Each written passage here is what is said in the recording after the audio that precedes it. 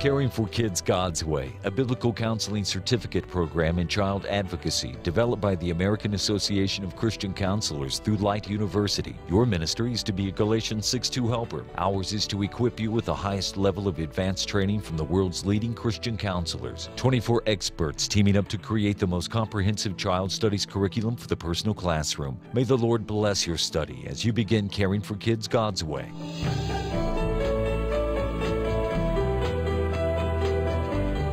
A licensed psychologist with an extensive background in attachment disordered children, co-author along with AACC President Tim Clinton of the book Loving Your Child Too Much. He's assistant professor at Liberty University's Professional Counseling Doctoral Program. Caring for Kids God's Way presents Dr. Gary Sibsey with Childhood Development and Attachment Perspective.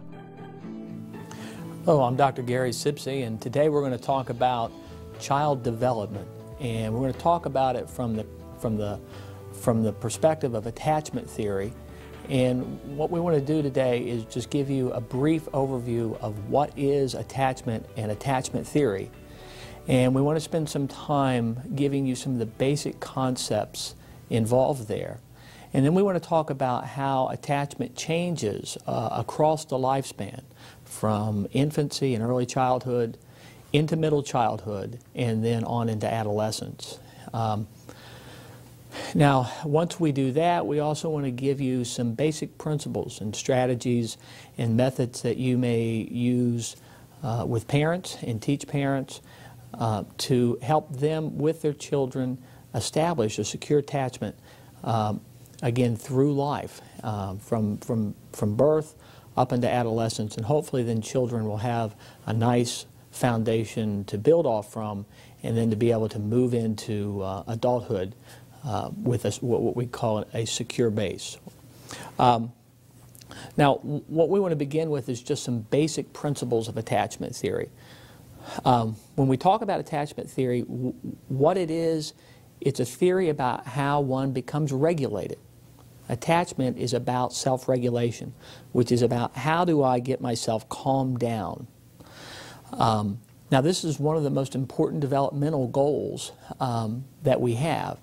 And from very early on, from basically infancy on, as you know, parents in the first couple months of a child's life, they're trying to get their child into a regular pattern where they eat and they sleep and their bodily functions are all happening on kind of a normal schedule. Now, this is important because it's out of the ability to get calmed down that many of the other developmental capacities that kids need to acquire come on board. Some important things. Without being able to be calm, it's very difficult to pay attention, to focus, to regulate your activity level. And without being calm, it's also difficult to communicate with people, to problem solve with people. This becomes just sort of the foundation of development. So we want to talk about regulation as a key point in attachment. Now, the next piece with attachment theory is that how you get calmed down is very strongly tied to your relationships. So the way that children actually learn to calm down, basically as soon as they come out of the womb, and arguably even before, is in the context of the relationship with the parent, because the parent is responding to the child's needs. And it's important to realize that how these interactions go, how a parent and how well a parent can actually get a child calmed down, plays a crucial role in how the child eventually learns how to do that themselves. In fact, we talk about now in the research the idea of mirror neurons in the brain. This is where the brain basically records the type of interactions that it has and then mirrors them back so that they can do them, so that the individual can do those things themselves without necessarily needing the parent to do it. And now this becomes a crucial piece for parents to realize, that how children learn how to calm themselves down will in many ways reflect how they were taught to calm down and how they were calmed down by their parents. Now, another important concept that we talk about in attachment theory is the idea that once you get regulated, then some of the other important developmental tasks come online. And let's talk about what some of those are. There's basically three main tasks that come out of calmness, that come out of regulation. The first one is your ability to use language to label your internal experiences. Now, this is really important because as we grow older, instead of, or as children grow older, instead of having a temper tantrum or instead of crying, they begin to use words and signals as a way of telling you what's bugging them. And so this language is a way that when we label something, when we say that we're angry, when we say that we're upset, we say that we're hungry, we say that we're cold, this becomes the basis for problem solving. When you're able to use words to label something, then you're able to start using your rational brain to deal with a problem. Let me step back with this for a second. One of the things is looking at how the brain actually operates and how it grows. And one of the things that we teach people is that the brain grows from the bottom up. And if you will, the emotional brain sort of is at this level in the brain, and it begins to develop first. The rational brain is more at the higher side of the skull, and if you will, what we want to try to do is help a child not only feel something, but also to be able to think at the same time. So when a person is able to get regulated, then they're also able to think and feel simultaneously. And as we'll see later, this will become the basis of what we call problem solving. Now, another piece that we want to look at is that when you're able to get calmed down, when you're able to use language to label how you feel, then you're also able to empathize with people. And now empathy means that not only you understand how you feel, but also how other people feel. And this becomes an absolutely essential component to being able to have strong relationships and to be able to experience intimacy, which is the next component. When you're able to remain calm, when you're able to problem solve, when you're able to share your feelings, then you're able to actually have intimate relationships. Attachment theory makes all these things possible. In fact, most of the research on attachment theory looks at how secure attachment leads to the ability to have close, intimate, interpersonal relationships. Now let's talk real quickly about some of the things that attachment allows you to do for intimacy. The first thing it does is it allows you to share your own feelings. It's hard to be close to anyone if those people can't share their feelings, and it's hard for people to feel close to you if you don't really know what you feel and why you feel that way. The other thing that you need to be able to do in a close relationship is that you have to be able to problem solve. People often disagree, and when they do disagree, there's a lot of emotion that is involved in that. And so being able to problem solve and be flexible and to negotiate differences is a huge piece of being able to experience intimacy. And one of the last things that you need to be able to do in order to have intimacy is to be able to experience a certain level of discomfort, a certain level of negative feelings when you get close to another person. In fact, one of the definitions of intimacy that we like to use is known as, or is referred to as the ability. That intimacy is the ability to tolerate or endure the negative feelings that you get when you get close to another person. Now, there's a lot about that definition that's important because our culture kind of teaches us that if you are intimate or that you have a close relationship, then it comes very easily, and that you should just be able to, you're soulmates, you're compatible, and if that happens, then you won't have any significant conflict, and that your partner won't let you down. There's a lot of ways in which that perspective about relationship and about intimacy doesn't really correspond well with Scripture. One of the things that Scripture highlights is the fact that human beings are, in many ways, no matter how well developed they are, they're also flawed, which means that they can be egocentric, they can be selfish, and what that means is that people that you love are going to hurt you, even if they're not trying to, and sometimes they do try to. And likewise, you may do the very same thing. What attachment does is it allows you to be able to endure those negative feelings. It allows you to move into forgiveness, because pretty much every couple that we've ever talked to has had to do a certain degree of forgiveness. And then also to be able to accept the differences that people bring into relationships, and to be able to tolerate the uniqueness that everyone has. So attachment theory, if you will, establishes that as an important component by allowing you to remain calm, allowing you to use words to label how you feel, to express your feelings, to regulate your very strong feelings, and then obviously to be able to relate very intimately to other folks. Now, another important concept that we talk about in attachment theory, and one of the key concepts, is the ability for caregivers to be responsive to their children's needs. In fact, the strongest correlation to secure attachment is a parent's sensitivity.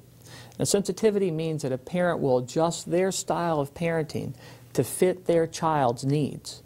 Not every child is the same, as we're going to talk here in just a second. But so sensitive parents are able to make that adjustment. Some children need more of one thing, less of another, and other kids need just the opposite. So what we find about secure attachment and good parenting, if you will, is not that you use a cookie-cutter style, but that you use a style that fits your child. Now, another important component very closely tied to this is the fact that kids come into the world very differently. It's not hard when you talk to parents to ask them to talk about how each of their children are different. Now, sometimes these are small differences, but other times they're very big. And this is especially relevant for parents whose children come in the world with certain biological compromises, maybe from birth, maybe preterm birth, and then there's genetic differences that are there as well. And these individual differences, some of the areas that are important to take note of, have to do with a child's sensory profile. Some children are very sensitive to certain kinds of sensory experiences, to sound, to touch, to sight. They can get very overwhelmed by these things, whereas other children seem to really crave these experiences, and they need a lot more than what other kids need. Now, the reason sensory profiles are so important is because your child learns how to get calmed down through their senses. So when you're interacting with your child, even from birth, you find out some of the things that they like and some of the things that they don't like, and you sort of adjust your interactions to meet that.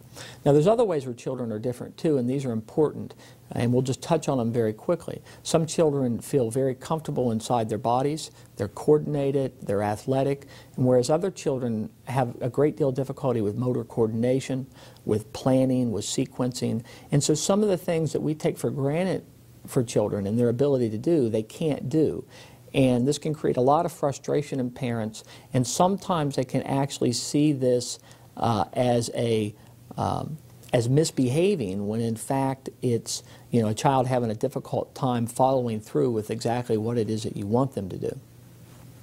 And then finally, children come into the world with different regulatory patterns. So as you see, some children almost come home from the hospital, and you can put them in the crib, and within a couple weeks, they're kind of on a normal pattern of sleeping and feeding, and their bodily functions are all sort of working in a very predictable kind of way. And then there's other children who are very different, and they can't really sleep that well, they don't get calmed down very well, they don't get on normal feeding patterns, they may have problems with their ability to digest food or metabolize it. Now, the reason this is important is that there's a lot of parenting books out there that assume that all kids sort of come in the world with the same abilities, and so they really encourage parents to put kids on their schedule, on the parent's schedule, and essentially tell parents that they shouldn't try to adapt to their child's. This can be a real problem, especially when kids have significant issues with getting themselves regulated. The goal is that the parent sort of meets the child where they are and then sort of stretches them along a little bit at a time. Right? So this allows the child to sort of develop some of their own patterns for getting themselves calmed down. Now, with those things in mind, those just basic concepts, what we want you to do is use them as sort of a background, as a set of background principles for understanding the heart of attachment, which is what we're going to move into now. And now the heart of attachment is based on the secure-based system. Let me talk to you about that just a little bit. The secure-based system has four major principles.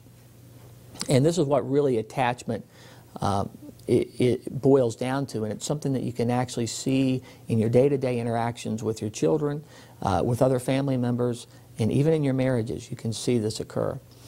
The first thing is that children are wired to seek closeness to their caregiver when they get upset. So they seek proximity to. They want to get closer to. Now this is important because it means that their natural propensity is to move toward someone. All right? The second piece of attachment theory is that the attachment figure plays an important role in helping the child get calmed down. And this is referred to as the safe haven experience.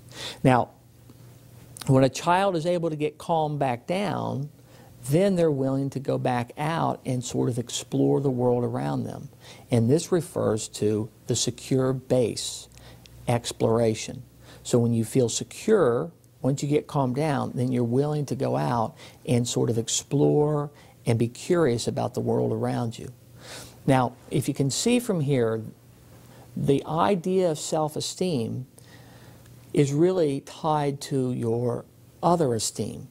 Do you believe that your caregivers are available, that you can access them if you need them, and if you do need them, that they'll help you calm down and that they'll help you fix whatever's wrong? This becomes sort of the basis of how one relates not only to their caregivers, their attachment figures, but then later when we move into intimate relationships, and then even further down the road when children begin to relate to God as a secure base. In fact, much of the scriptures highlight the idea that God is a secure base, that we can turn to Him during times of trouble, during times of distress, and we should expect that He would be available to us to get calmed down. And the idea that we talk to parents about is the Philippians 4 passage of where Scripture talks about in all things that we would seek the Lord in prayer and supplication.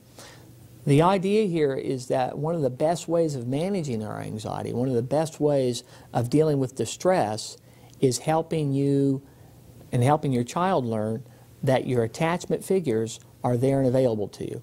And this makes an easy transition from childhood and adolescence into adulthood and into adult spiritual growth as children learn the concept of secure base in their relationship with God. Now, with that in mind, let's just quickly talk about how attachment changes from infancy into early childhood and into middle childhood and then into adolescence. As John Bowlby said, attachment is something that we need from cradle to grave. So it doesn't end at adolescence. It continues and extends into adulthood. But how well we do attachment in our early years will significantly influence it in how we do it later. And in some of the work that we've done previously, we outlined just how important early attachments are on later ones. Now, in infancy and early childhood, some of the keys here are obviously getting calmed down.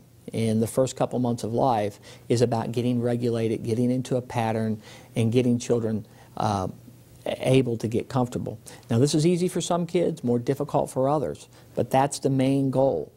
The second piece is in this infancy and early childhood is getting children to signal to use gestures. That's how kids communicate, is that they point and they sort of signal to you with their affect, with their eyes, with their emotion, with their smiling and giggling, to their moods becoming grumpy and irritable. These are ways of them signaling to you that there's a problem. We want kids to be able to use those kind of signals. That's great. And then on top of that, you begin to see language develop, where kids will replace a signal. So for example, a child going to a mother and grabbing her finger and pulling her to the refrigerator and pointing to it, and this would be his way of saying that he's hungry, to, as they become older, they can use words to replace all that, such as I'm hungry, or food. That would be a way of using a word to express a feeling or a desire. So this becomes a very powerful set of goals in the first 4 years of life, is that children are able to get calmed down, to use signals, to gesture, to have a bright affect and be able to experience a lot of emotions, and then also to use words to describe what they feel and what they need and why they need it. Now, as we transition from infancy and early childhood, we're going to move into middle childhood. And it's key to keep in mind that coming out of the early childhood, children have learned a number of different things, and on top of those things, they're also learning how to live within limits. This, of course, is pretty tough, beginning about age 2 on up into middle childhood, but they carry this challenge on into their school age years. And there's a number of challenges that go on here, and it's really important that children are able to master them. One of them, of course, is that they're starting to go to school, they're dealing with teachers, they're dealing with friends, and they're dealing with the challenge of being able to accomplish things, to get things done, from homework to doing sports, and to a number of different challenges that parents are trying to help their kids adjust to.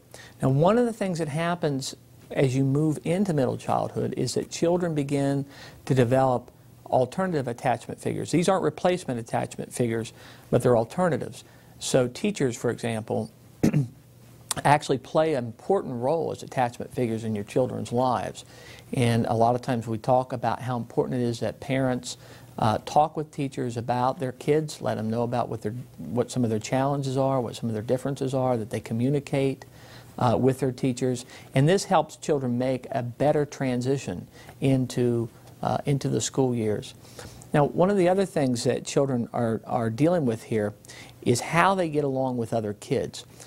What the research has found is that how well your child actually handles close relationships or starting to develop peer relationships is very strongly tied to how well they deal with their negative feelings. So there that concept comes back up again. When kids can't handle their feelings very well, their negative feelings, then they're very prone to conflict with other kids. They can't really tolerate people not doing things the way that they want them, and they can't really learn to negotiate differences. And when they can't do that very well, then other kids tend to either avoid them, neglect them, if you will, or just outright reject them. And this becomes an incredibly difficult thing for children if they can't sort of manage how to do the relationships and start learning some of the basic social skills that go on at that level. Now, coming out of middle childhood and moving into pre-adolescence and adolescence, the goal changes a bit. Still building on the other two phases, now children will begin to look more increasingly to their peers as alternative attachment figures. Now, this is quite a struggle both for parents and for kids, and sometimes more for parents, because as children move into adolescence, and the further they get into adolescence, parents will find that in many ways children are going to look to their peers as significant sources of support. And they're going to talk to their peers about things that they may not talk to their parents about. And this becomes a challenge for parents. So the struggle is about a child being able to balance his or her need to be close to parents and to use them as secure bases, and for the child to sort of move from that stage to autonomy, independence, defining who they are, internalizing parents' values. One of the interesting things about values and whether or not children actually internalize them, and by internalizing a value system means that you take it in and you use it to direct your own behavior, that you do something that is right, not so much because you're afraid of getting caught and getting punished, but because you emotionally identify with that value system, that it really does matter to you whether you violate it or not. Now, in the research on whether or not children do this, is that internalization of parent values is very strongly correlated to how well children actually believe in their parents and how well the relationship has developed. So attachment relationships and the quality of attachment relationship is strongly related to a child's value system and their ability to internalize, or their willingness to internalize and identify with their parents' attachment system. So we want parents to keep that in mind. So that's one of the things that happens as you move. That's what attachment does, is it moves through infancy, middle childhood, and then into adolescence. That's only a brief introduction of how it changes over time. But what we hope as children come out of adolescence is that they'll begin to make that transition not just to their peers, but also to their relationship with God, where they begin to relate to Him as an attachment figure, where they believe that when they're upset, when they're distressed, that they can seek the Lord. They can seek the Lord at other times as well, but especially during those times of distress, that you're looking to God as an important source of comfort. If you believe that your comfort is something, or that your distress is something that's bad or that's wrong and that you just shouldn't feel it, then that tends to lead people to move away from God because they feel like God wants them to have themselves together before they can come to God. And that's not really an accurate picture of the New Testament and the way that God wants us to relate to Him. Now, one of the questions that we often get in our work is, what are some of the things that parents can do to foster secure attachment in their kids? And I want to talk about some of the principles. There's 5 key principles and key things that you can work on as parents and that you can teach parents to do that will foster secure attachment. Now, the overarching principle is what we call sensitivity. And we've mentioned this before, that sensitivity is a parent's ability to be flexible in how they relate to each of their children. They don't overdo it one way and they don't underdo it in another way, okay?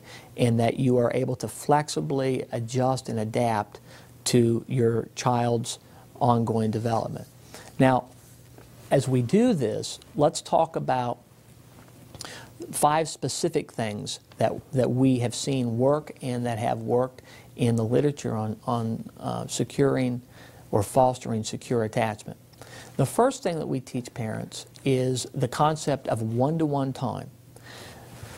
Secure attachment requires that parents take the time to spend one-to-one time with their child. And now this isn't just when you're doing breakfast or when you're doing dinner or when you're riding in the car or when you're helping them change clothes and all the different things like those are important.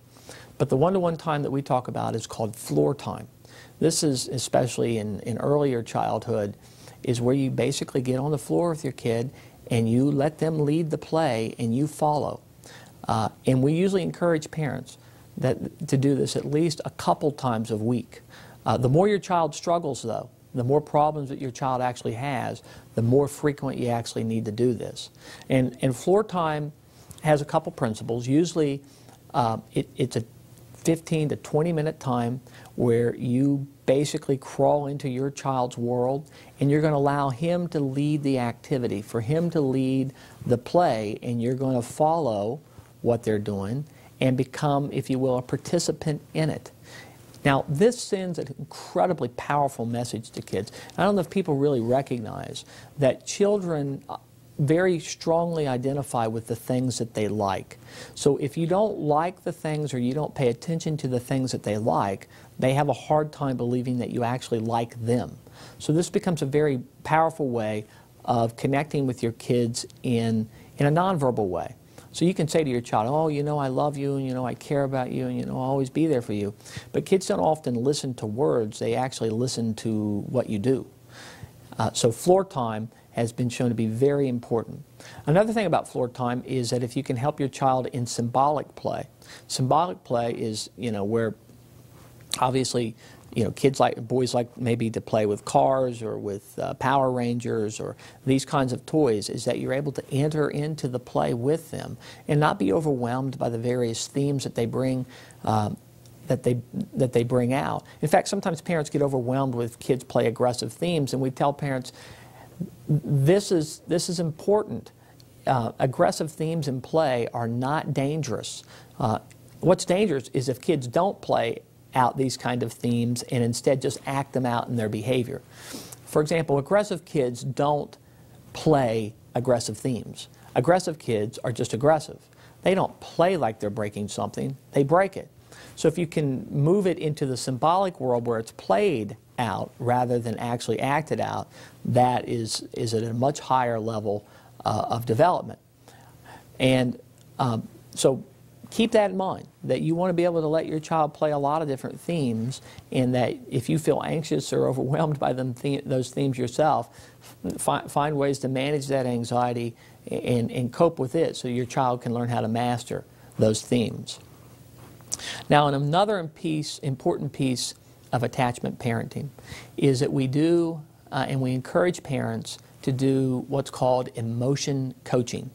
There's different authors who refer to this concept. One of them is John Gottman in Raising an Emotionally Intelligent Child. Emotion coaching is realizing that not all children know how to deal with strong emotion.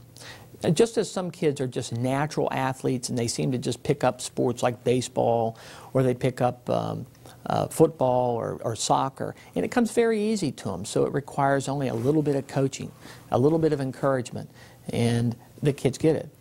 Other children are not so good at it. You have to do a lot of coaching. You have to do a lot of teaching, a lot of instructing. And when it comes to sports or school or other types of activities, it seems that parents understand that not all kids are really the same, and some kids need coaching more in one area and not in others. Well, emotions are pretty much the same thing. Some kids are very easily learn how to calm themselves down, and parents don't have to do a great deal except just sort of be there and be responsive.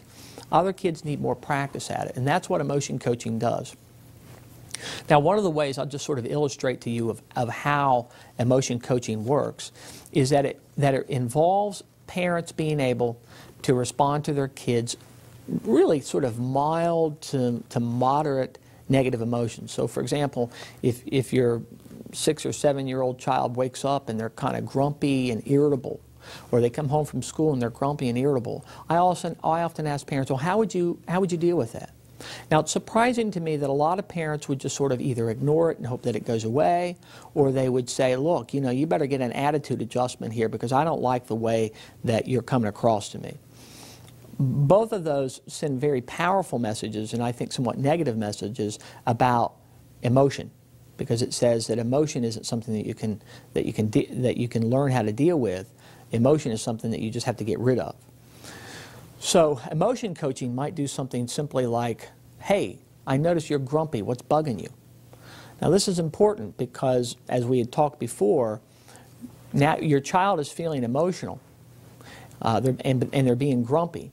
When you ask what's bugging you, you're asking them to now reflect on their experience. You're asking them to label what it is. Right now, some kids actually have a they can say, well, you know, I got a test coming up and I didn't really study enough for it, and I'm going to do well. Or, my teacher's stupid, she's being mean to me. Or, a kid, Johnny, at school, he's picking on me. Or, the bus driver's been mean to me. Or, I don't like the people I sit to on the bus. You know, now, at this point in time, you see that the emotion, the grumpiness, is actually linked to a problem or a situation that the child doesn't really know how to deal.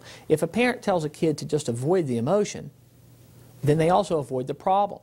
It also sends a message that says, I can't help you with your problems. That's not what parents are trying to send, but that's what gets sent. So by asking a child, what's bugging you, what's the problem, it helps them label it, but also brings you and your child into a collaborative partnership where now that you've labeled it, now that you've identified what you're feeling and why you're feeling that way, we can begin to problem solve about it. What are some ideas? How can you fix this? And of course, you don't want to take over the problem solving here. You want your child to be able to do this, and you want to sort of facilitate it. You want to help them along with it, but you don't want to do it for them. So in this way, the child's emotional brain is firing and their rational brain is firing at the same time. One of the things that we know about the way the brain works is that we want the neurons to wire together. We want the emotional neurons of the brain and the rational neurons of the brain to wire together. Now, the only way we can get the brain to do that is to have both emotion and rationality going at the same time. And we always kid around with the graduate students and we tell them, look, neurons that fire together, wire together. Whenever a child is feeling upset and you ignore their emotion, then you're not helping them learn how to problem solve during emotional states. If they're upset and you pay attention to the emotion and you encourage problem solving, you don't do it all for them, then they can actually learn how to problem solve during emotional states. Some kids can be great problem solvers as long as they're not upset. The key is how well can you problem solve when you are upset. So keep that principle in mind. Now, a third principle that we refer to is, and that kids need, is that they need firm, clear limits. So while on the one hand attachment theory really focuses on helping people get calmed down, helping them problem solve, and helping them to label what's going on inside of them, it's also about dealing with limits. When you have clear limits, when you set clear limits, which we encourage parents to do, it gives children a sense of safety and a sense of predictability. So we encourage parents to be very clear about the limits that they set and be very consistent about those limits. And also, when you're setting limits, is that you lay out what consequences are, be very clear about the consequences, and again, be consistent. Now, it's also important to recognize that there's some limits that are just absolutely cannot be violated, and if they are, a child needs to know what the consequences are, and again, those should be appropriate. They shouldn't be over the top. But the second piece with that is that there's certain limits that may in fact be negotiable. So if a child, you know, say a 10 or 11-year-old child says, "Can I go spend the night with Johnny on Friday?" You may say yes, you may say no, just depending. But this becomes a great opportunity for you and your child to actually work in sort of a problem-solving state. Sort of, why do you want to go spend the night with Johnny? Who is Johnny? If you know who Johnny is, that's not an important question, but what are you guys going to do? And here are some things that I would need from you before you were able to do that. Do you think that you can do that? Right? So in this sense, there's sort of a give and take, there's a negotiating, and this becomes a great time for interacting with your kids around negotiating limits. So unless there's some basic rule that says you can't ever spend the night with Johnny, spending the night with friends or going to to the skating rink or going to watch a movie with friends or these kind of things can be wonderful things for kids and you to sort of problem solve it about. I wouldn't just encourage parents to say yes or no based on what your mood is at the time, but to use it as a time for your child to learn how to negotiate and work with you to accomplish goals. So limit setting is important. And then finally, or not finally yet, but one of the fourth principle that we bring up is just how important it is for parents to work at creating a stable sort of family life.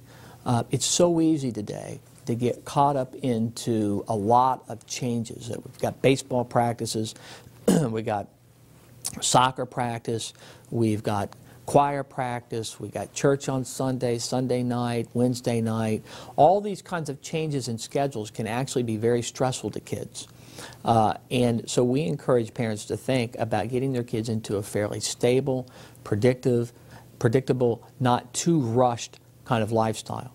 The second piece that's very closely tied to that is where parents are able to balance their work relationships with and their work with their play and with their other relationships.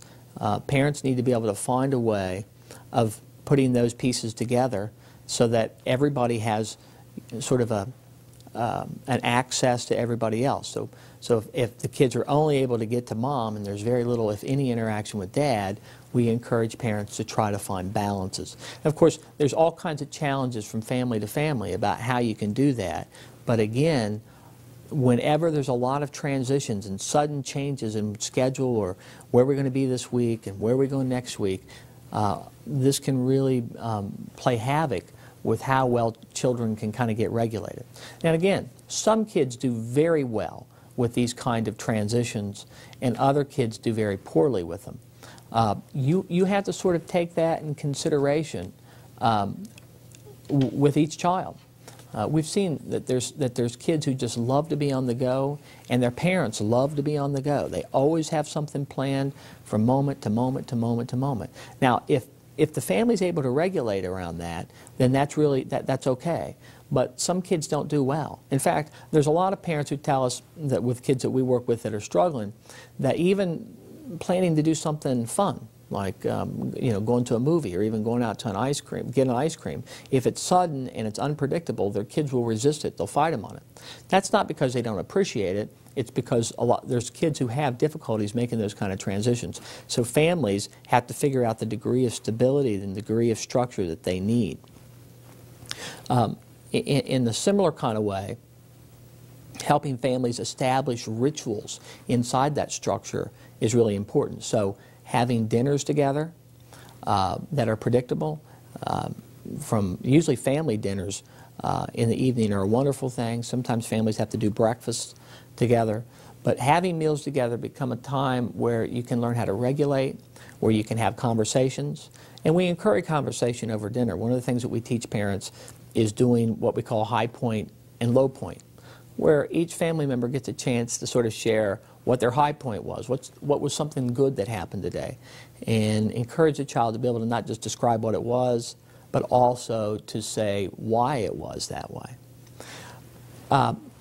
Another thing that you can do is have family game time and family quiet times.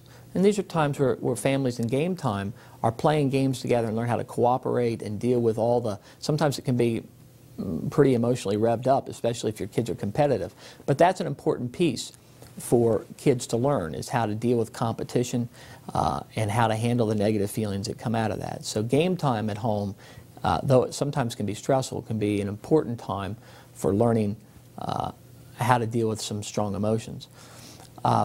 A family quiet time can also be very important. This would be where in the evening times you may say that from 8 to 8:30 there's not going to be any TV, there's not going to be any radios, there's not going to be any of that stuff. You're simply going to maybe read a book and reflect, maybe read scripture, but it's something that you do together, but you don't interact with each other. This is where you learn how to be with others and be comfortable with yourself at the same time. And this can be incredibly regulating to children. Now, if your children have difficulty with the transition from the transition for bedtime, we encourage parents to put this in place before bedtime. So if bedtime